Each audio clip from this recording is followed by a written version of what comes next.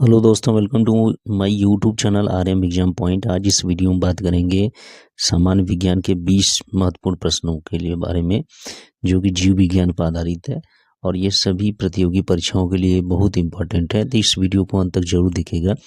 पहला प्रश्न है, लैक्टिक अम्ल में पाया जाता है, किस में पाया जाता है? सिरका में, टमाटर, पेट, दही।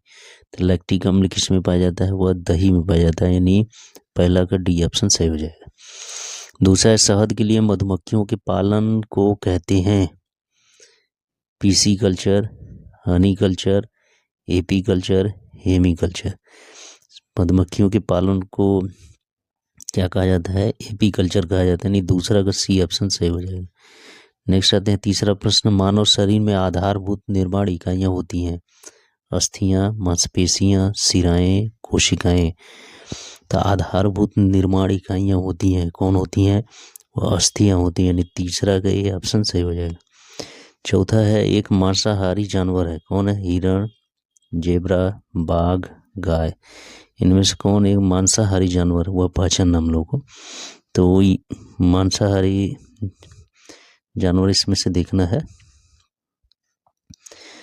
तो इसका सही ऑप्शन इसमें, ये जो तीसरा क्वेश्चन है इसमें आंसर गलत हो गया है। तीसरे का इसमें डी, आधारभूत इकाइयां कोशिकाएं होती हैं, यानी तीसरा का डी ऑप्शन सही हो जाएगा। चौथा इसमें मांसाहारी जानवर है, तो इसमें मांसाहारी जानवर कौन है? वह बाघ होता है, सी ऑप्शन इसका सही हो जाएगा। पांचवा, मच्छर के अंडे की खोज आप कहाँ करेंगे? नदी, समुद्र, झरने, तालाब। तो कहाँ किया जाएगा इसकी खोज? कहाँ पर मिलते हैं ये सब? तो ये तालाब में मिलते हैं, यानी डी होगा, पांचवा का डी ऑप्शन सही हो जाएगा। नेक्स्ट आते हैं छठवां प्रश्न, जानवर जो विशिष्ट रूप से केवल किसी विशेष क्षेत्र में पाए जाते हैं को कहा जाता है? लुप्त नस्ल, स्थानिक नस्ल, दुर्लभ नस्ल, प्रवासी नस्ल। तो ऐसे जानवरों को क्या कहा जाता है? वह स्थानिक नस्ल कहा जाता है, यानी छ का बी ऑप्शन सही हो जाएगा।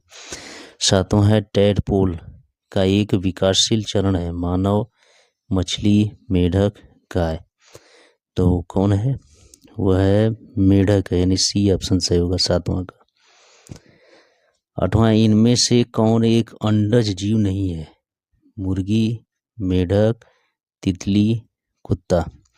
अंडज जीव नहीं है, यानी जो अंडे नहीं देते हैं, तो इसमें है कुत्ता, यानी डी ऑप्शन इसका सही हो जाएगा 8 का।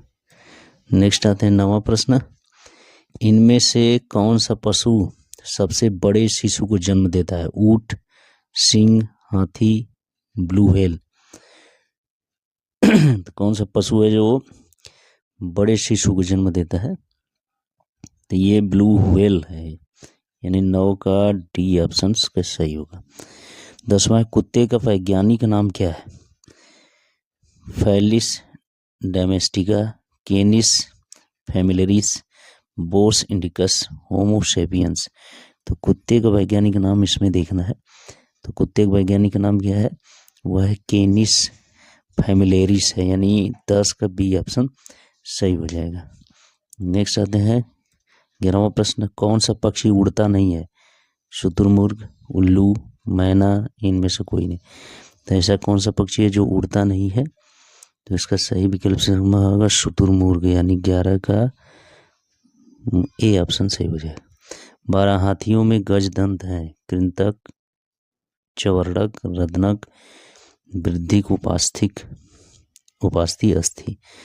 तो हाथियों में जो दांत होते हैं, गज दंत को बोलते हैं, वह किस प्रकार के होते हैं? वह होते हैं कृंतक होते हैं। कैसे होते हैं? कृंतक होते हैं, यानी 12 का ए ऑप्शन सही हो जाएगा। नेक्स्ट आते हैं 13वां प्रश्न, इनमें से कौन सा स्तनधारी प्राणी है? चमगादड़, गिद्ध, उल्लू, बाज। कौन है इसमें? ये चमगादड़ है, यानी 13 का ए ऑप्शन सही हो जाएगा। 14 प्रश्न, एक वयस्क मानव का पूरा पाचन तंत्र अर्थात मुंह से गुदा तक मीटर लंबा होता है। कितना मीटर लंबा होता है? 8, 7 मीटर, 10 मीटर, 9 मीटर। तो सही ऑप्शन इसका जाता है 9 मीटर, यानी डी ऑप्शन इसका सही हुआ। 14 का डी ऑप्शन सही होगा। नेक्स्ट आते हैं 15 प्रश्न। भोजन से प्राप्त ऊर्जा को कैसे मापा जाता है? कैलोरीज, केल्विन, वसा, एम्पियर्स। तो किस में नापा जाता है? कैलोरीज में नापा जाता है, यानी 15 का ये ऑप्शन सही होगा।